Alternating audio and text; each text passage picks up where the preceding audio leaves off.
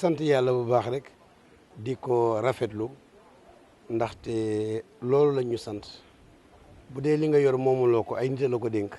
dafay jaada ñu la ko dénk ngay wax ak ñoom xam nga nag dañu moomewul képp ku jug wax rek ñu ni maire tontul kon bu yàggee maire latt ci média yi boo nekkee nag responsable doon kilifa da ngay ñeme dékku bu nit ñi di wax nga bàyyi leen ñu wax waxtu tontu dina am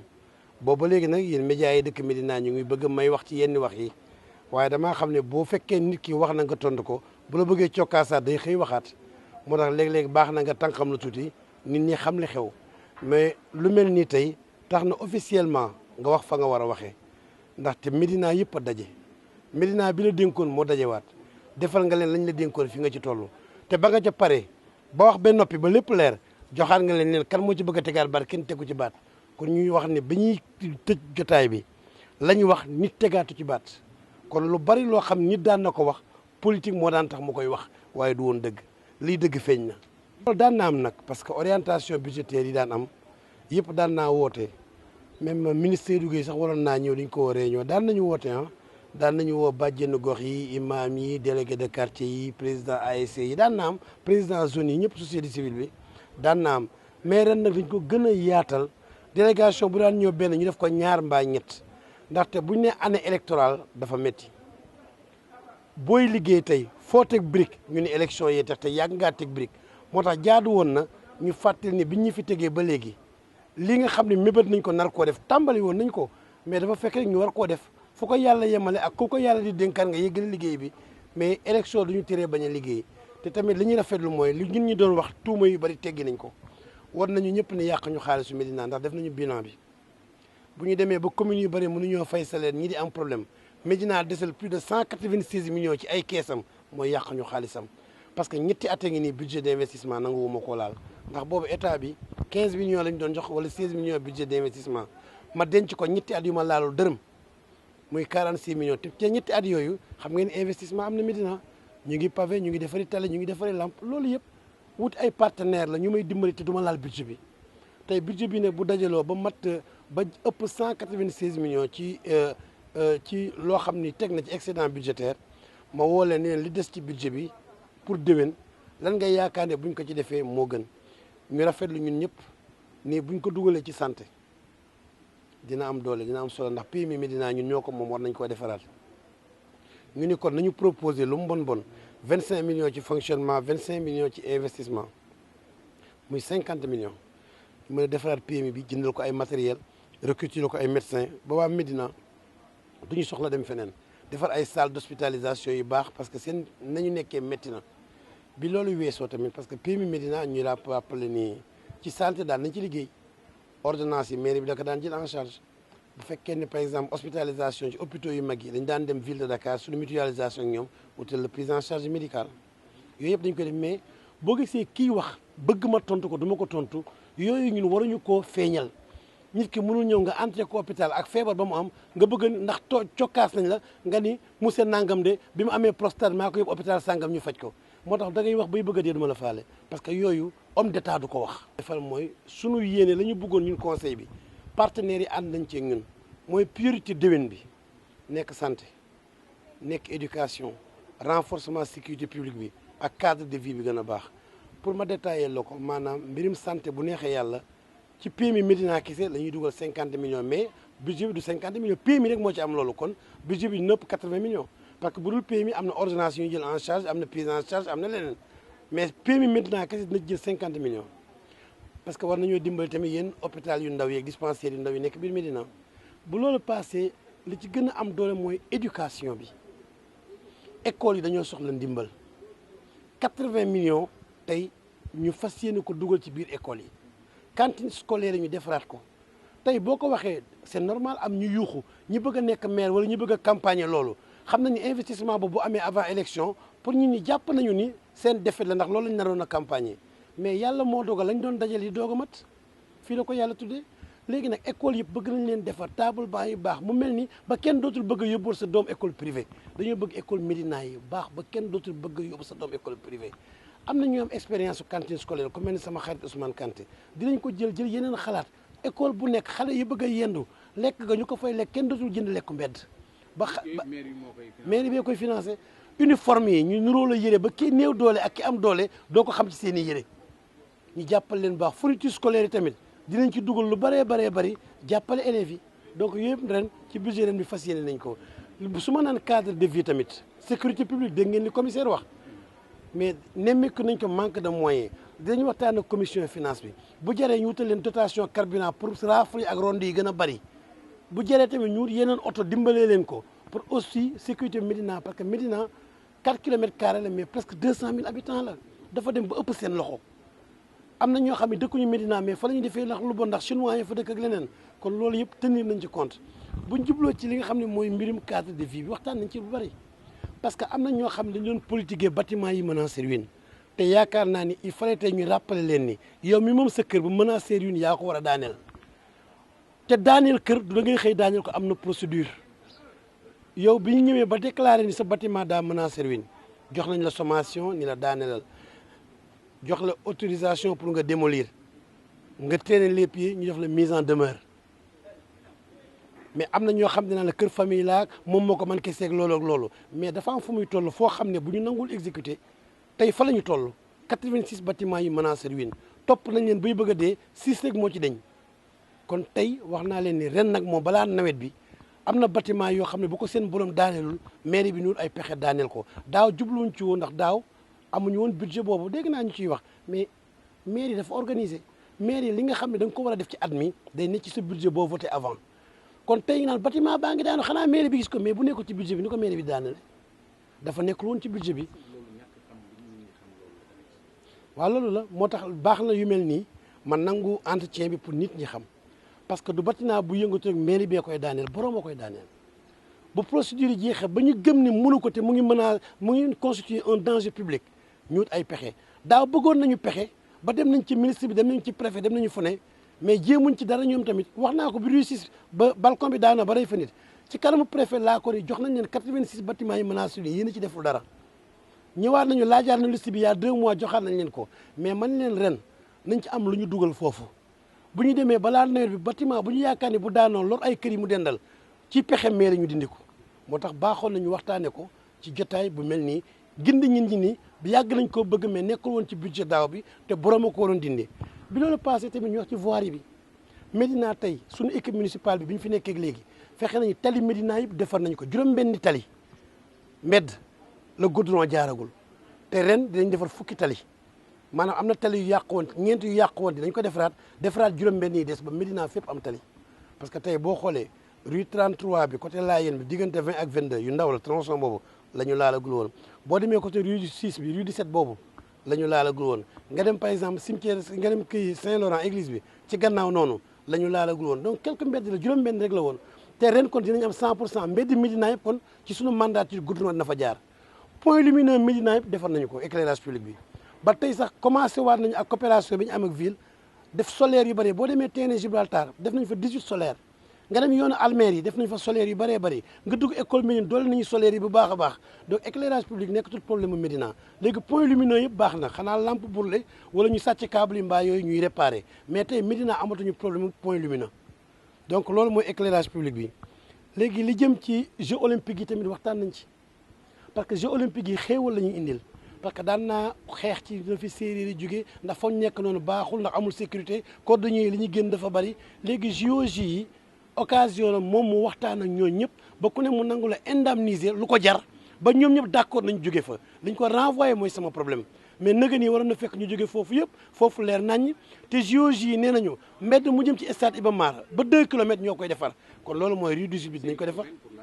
oui parce que ànd nañu ak assuré ba liggéey naa ak ñoom ba pare rue du Sud bi biñ fa yëkkatee jaaykat yi ñoom dañ koy defar ba Sam defar Blaise Diagne bi defar mbedd yi fële ci stade bi maanaam rue 3 rue 5 n'est-ce pas ak rue 7 bi defar rue 1 bi defar rue 22 bi kon kooku chance la boo xam ni lu bari lu ñu defaraat ñoom dañ koy gën a defaraat gën ko yaatal décorer ko renforcer lampe yi donc ñu JOJ moo tax dinañ ci participer ak dina am ay emploi parce que nee naa leen li ngeen di soxla ci emploi maanaam ñi yor sécurité bi ñi yor entretien ñëpp nañ ko jël Médina te lu bari d'accord nañ ci ak man ma koy sant yàlla donc bi ñu waxtaanee ci Jeux olympiques yi ba pare waxtaan nañ ci ordures yi gërëm tamit ni gestion ordures yi moom macha allah équipe bu bees bi nga xam ni nekk na Médina nekk na tey ci Sénégal mu ngi jàppale Médina bu baax a baax jamono yu weesu def na 45 jours Gibraltar gis nañu seen liggéey éclairage public bi wax naa ci sànq sport culture bi tamit feebaru corona bi dafa bloqué nawetaan yi te ASC yi pratiquement dundatuñu woon xanaa mais jàppale nañu ci lu bëree bëri parce que ministre Seydou Gueye mooy doon prévention ci suñu groupe bi n'est-ce pas waa mairie bi ak waa Médina mu ku mel ni Ousmane Kanté mi toog Seydou Gueye ak To Sané mi ak ñu bëree bëri ñëw nañu jàppale ñu ci liggéey boobu tey nag ouverture boobu il faut ñu gëm ne mairie du maire kese ko war a doxal du conseil bi ne population bi dañ ci am wàll. mais est-ce que monsieur le maire le problème de patrimonialisation bi ñuy defal maire c'est pas ça le problème. du patrimoine c'est-à-dire dañuy maire dañu jàpp ne mairie bi maire bi moo ko moom est-ce que du loolu mooy problème bi aussi parce que du ñëpp ñu ne maire. non du problème loolu mosul nekk problème Médina depuis 2009 ñu ngi fi année électorale moo tuddee noonu xam nga daaw la élection woon na am coow yi nga fi dégg diggante daaw la ak nagani parce que tey boo bëggee tey bu VAR amoon képp ku ŋàññi tey taggoon na démb ku ŋàññi tey ku nekk rek taggoon na démb année électorale bu ñëwee di dessiné wu coalition di dessiné wu intérêt di dessiné wu ci ngay dégg nit ñi di soppiku ci lañ daan wax mais man waruma amee rôle tontonte tey rôle ku boot askan bi yëpp laa war a yor ki ànd ak yow ak ki àndul ak yow ci politique la tontonte am mais ci sama casquette maire maa boot ñëpp moo tax waxu borne fontaine yooyu léeg-léeg du ma ci tontu bu tontu jotee ci li yorinu Médina tey Médina mën nga nangu ne ci ñetti communes yu gën ci Dakar la bokk ci liggéey parce que maa ngi koy rappelé inspecteur éducation bi nee naa ko bilan éducation duñu si cuune ndax tey école Médine tey ku fa dugg tey ak na mu meloon xam ne liggéey nañ ko guy gi moo fi nekkoon nga wër terrain jaraaf bi di jaar ci ay mbedd yu sew agresseurs yi ne fa tey terrain jaraaf tey mbeddu Médine fi ñu tuddee Chérif Ousseynou Laye randal nañu tuuti école yi ba yaatal mbedd mi pavé lépp jël logement directeur ba fa nekkoon lu yël directeur bi feneen def ko village des tout petits mu jël 500 xale yoo xam ne kenn du fay am na ñuy poy naan way dañuy fay 50 000 par weer du dëgg de 50 000 ngay inscrire ñu jëndal la ci ay blouse jëndal la ci fourniture mu des 12 000 ñu defal la ko sa cotisation ci fête scolaire yi te ñoom seen bopp ñoo jëndal seen bopp ñooy fayal seen bopp courant di jënd chaise yi di jënd basang yi di def lépp loo xam ne école baa ko war kon école ba dara génn fa te ñu bari duñu fay 50 000 dañu avance 25 000 dootuñu fayaat ñii ñëw maire dañoo am cas sociaux maire moo yëkkati xaalisam jox la ñu dem inscrire donc ñun politique buñ ci jubloon Birame Sassoum tamit même chose fii am nañu fi 500 fait 300 muy 800 xale yoo xam ne dañu leen di préparer nga xam ni buñ fa jógee dañuy mën a dem école primaire am résultat yu baax te loolu bi mu amee léegi gis nga résultat scolaire yi ni mu yokkoo ndax village yi am na 56 ans léegi moo tax ñu dem CM2 gis nga ni mu yokkoo léegi résultat yaa ngi baax bi loolu weesoo tamit ñuy wax tamit ña fay jàngale ñoom dañu leen a former ñiy wax dañoo yëgul formation gëjul am te décembre bi dina amaat ñu ngi leen di former mais pourquoi nit ñi bëgg nga jëlee ay jàmbur ca biti ñëw ñu yor waa Médina Médina lu jàmbur mën waa doomu Médina mën na ko moo tax man damay préféré ñu former ma doomu Médina mu yoral ma moom parce que boo gisee Médina naan way éléments yi dañoo bari agents yi dañoo bari agents yi bariwul tey boo compté agent yeneen mairie yi mën nañu ëpp agent Médina mais ci stratégie bi la da ngay jël sa benn cousin wala sa benn xarit partenaire nga jox ko marché nettoiement bi di ko ci fay par exemple 200 millions par an kooku dem jëlee la 100 personnes ñuy nettoyer édifice mairie yeeg école yeeg jàkka yi mu jël fa 100 nga jël tamit gardiennage bi jox ko benn structure bu la neex mu jël plus de 150 personnes pour gérer la sa dëkk kon indirectement jël nga fa 250 agents booleeg li nga jël ci mairie bi boo ko totalisé day ëpp man maa nii tant que doomu Médina mu ngi mën benn métier du ma ko jox benn structure privée moo tax ma def ko des emplois directs emploi indirect mooy nga jox nit marché muy recruter ay nit te ka muy recruter day nekk mbokkam ma nekk ca Bawol wala ca Sine wala ca Saloum te pourtant moment boobu doomu Médina yi amuñu liggéey tey au moins am na 500 kër yoo xam ne Médina benn xale nga fay xëy weer bu dee muy ni saako ceeb wala mu fay courant mais politique sociale ñoo ko diggee woon tey Médina mbëkk mi sonalu leen ndax xale yu bari tey am na ci luñ jàpp te am na ñeneen ñu yaakaaraat ci ñun kon loolu da ngay wax ba dee mais du mën a déglu pour man dañoo war a gën a renforcer jeunes yi ñu parce que état mënul jël ñëpp mais ñun luñ ci mën nañ ko def xoolal jeune Médina yi tey école Médina gisatoo fa agression fu bëree bëri fu bu baax a baax a baax dégg nga li commissaire wax nee na ñaari at a ngi nii gisoo agression à main armée ah mais attendez ñen ñoo ko vandaliser kooku wax nañ ko non dégg nga directeur bi inspecteur bi lim la wax parce que directeur ba fa nekk moo saboté parce que directeur bi dañoo nekkoon mënoo dëkk ci école bi moom dafa forcer bunt bi dajji ko dëkk parce que ci kaw dafa menacer ruine bu ndox mi tuuroo day wadd ci classe yi ba dal yi daanu buy dox dal yi day màbb ci kaw élèves yi ñu daal di tëj foofu bi muy ñëw da koo dajji parce que li ñu prévoir mooy bu ñu ko defaree teg fa gardien moom mu ñëw forcé dugg fa dëkk ba pare doog a ñëw di yóbbantey wax waru fa woon dëkk non parce que logement directeur nekkatul obligation léegi ndax ñoom am nañu indemnité logement directeur léegi nekkatul benn obligation ñoom xeex nañu seen indemnité 100 et quelques mille ba jot ci kon on n'est plus obligé de les loger mais le gardien on doit le loger parce que problème boobu mooy problème mu këru pas allemand boobu parce que nit ñi dañu lay dugal ci xeex ba pare doo ci génn tey pour nga régler problème bi mooy foog nga déloger ñooñu logement gardien mooy logement bi doom pa bi ñoom Diop dëkkoon te mu génn àdduna te doom yi des fa. kon lan moo tax raison bu Médina 1 amul gardien dans ce cas. non parce que logement gardien fa am dina am gardien bëccëg bi mais guddi gi logement gardien amu fa. loolu moo indi problème te ba pare du ñu nangoo tëj bunt bi lu waaye neex def mais tey bu doon par exemple logement gardien boobu dañu ko génne par force jox ko gardien dootul am problème boobu léegi dañuy obligé soit ñu génne ñooñu soit ñu tabaxal gardien ci biir mais 18 éléments lañ fa déployé ci bloc scolaire Médina 6 le matin ñooy def 7 heures du matin ba 14 heures 14 heures ba 20 heures amaana yeneen 6 yu fa nekk am na yeneen 6 yu fanaan mooy ñi nga xam ne ñooy sol tenue yi ASP yi. lan ngeen prévoir pour def école Matar Diop. école Matar Diop dañoo ne comme que xeex nañu xeex ci Alassane Ndiaye Alou ak Mour Diop pour ñu déclasser ko ñu liggéey ko ba léegi amuñ ci ndam depuis temps Youssou Ndour léegi li ñu prévoir mooy xale yi duñu leen bàyyi dali daan seen kaw ñuy gaañu léegi dañoo bëgg ak coopération chinoise ñu dimbali ñu tamit ñu génne la ñu am yokk nañ ko ba 2100 mètres carrés la ñaari école yi xaj na fa en hauteur R+3 bu ko defee bu ñu ko tabaxee déloger fa école bi bis bu ñu demee ne ba am autorisation bi ñu bëgg Médina nag ñu boole ñaari école def ko lycée bu mag Médina mën a am lycée boppam. ah mais c'est normal parce que lycée boobu yàgg naa ci xeex depuis 2010 inspecteur bi fi nekkoon commencé woon na ma jàppale ni ma commencé tabax ci CM bi chaque année 2 classes bu ñu demee ba nga tabax 6 classes ma def ko lycée ma njëkk a tabax ñaari salle de classe yi ci CM bi après inspecteur bi ci toppaat suivrul nanguñ cee gunge looloo ko bloqué mais commencé woon nañu programme boobu mais mënoo d'accord Médina fi mu toll ci Sénégal amul lycée kon tey lycée boobu soxla nañu ko kon bu ñu jëlee ñaari école yóbbu fële espace bi ci des bu ñu ko liggéeyaatee ak équipe bu fi mënti ñëw Médina dina am lycée. waaw Sadio ñu ngi ciy liggéey nii pareeguñu mais à peu près dina dem entre bi parce que Médina mosu ñoo am plus de 1 milliard en recette budget nag prévision da ngay prévoir 1 milliard et quelque mais recette bi ngay am mooy conditionné dépenser. Médina mënul nan lay amee 1 milliard c'est-à-dire loolu dafa am ñoo xam ne dañuy politique ñooy wax loolu recette bi dafa am recette boo xam ne yow joxoo ko sa bopp état moo la koy jox état bi par exemple li nga xam ne mooy stationnement li ci plateau am mënoo ko ci am. li nga xam ne mooy sel TVA yi direction yëpp plateau la ñu nekk société Médina bariwul ay société Médina amul société bu mag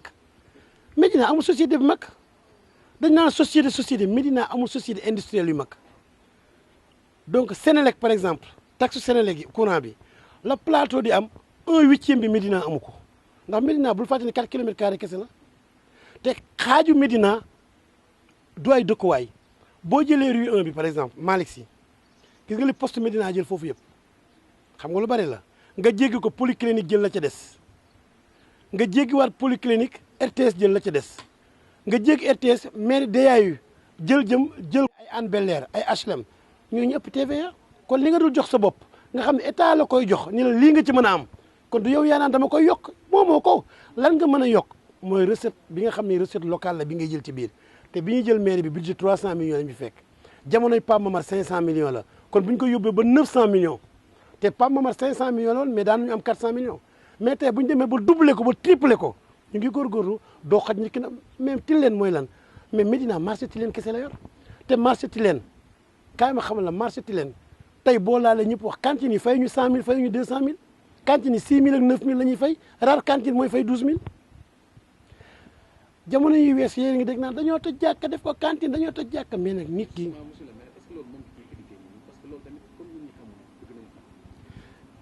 li ma la ciy wax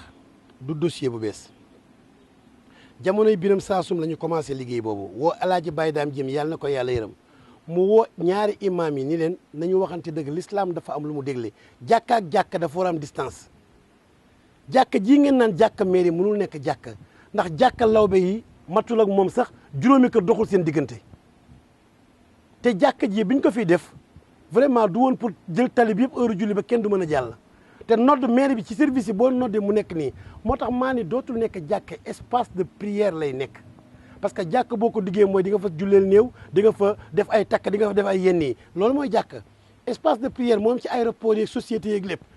ñu fekk fa 36 mètres carrés boo xam ne ci kaw trottoir bi lañ ko tabax léegi ñu dolli ko dugal ko ci biir mairie bi dolli ko ba mu nekk 88 mètres carrés doublé nañ ko voire triplé nit ñi nag dañoo xamul parce que fi bunt bi féete moo leen nax angle bi bu soo ñu waxantee dëgg ay jaaykatu dutee fa nekkoon ay jaaykatu dutee ak jaaykatu leneen a fa nekkoon ay ngeer ak yooyu angle boobu nag doon vide la ñu exploité def ko benn magasin boo xam ne la mu fay moo tabax yeneen infrastructure yi ba pare entre kooku ñi mu aligné ñu ngi fay 12000 moom ñu fay loo ko 75000 par weer parce que bañ leen di fay ko 12000 jamonoy Ahmed ak Pape Mamadou nanguñ koo yokk mais donc tey boo jëlee rue 18 bi ci corona bi dindi ko de 25 à 11 nga ñàkk ci 6 millions 800 par weer kon 6 millions 800 yooyu ba ñuy voté budget dañ ko dugaloon ci 12 mois yi pour mu couvrir ay dépenses kon maire bi bu ko dindee te wutul lu ko remplacer day daanu ci dépenses ya kon tey foog ñu nangu ni su ma dindee war naa am lu ma teg moo tax tamit recettes yooyu deñ ëpp na fi ñu toll rue 18 rek 6 millions 800 la ay yeneen yi ma dindi muy plus de 10 millions par mois bu wàññeeku ci prévision yi kon foog ma daw fu nekk seet lu ma fa teg lu remplace loolu mën a indi rééquilibrer waat budget bi daf ci am ñoo xam ne nii dañuy séntu maire bu dindee bu daanoo ñu ne ñëw xamoon nañu ko moo tax fu maire war a wutee solution dañ koy jéem a yàq pour mu bañ a am solution politique la dama leen dégluwul maire la ñu sant ni ko demal nga liggéey pour maire bi am recette mais fépp fu maire teg dara bu fa naree am dara nga dégg coow parce que seen politique ñoom mooy fexe ba maire bu mu teg na maire daanu ci ay budget ba du mën a réaliser pour ëllëg ñu mën a campagne naan ñun boo leen ñu falee ñu defal leen nangam moo tax man du ma tontu ci politique moo tax boobu ba léegi nanguwuma tontu ci maire laay tontu maire comme que moom moo jël décision damay dindi mbedd mi ba mu set moo jëlaat décision ni la ma ca ñàkk dinaa ko amee feneen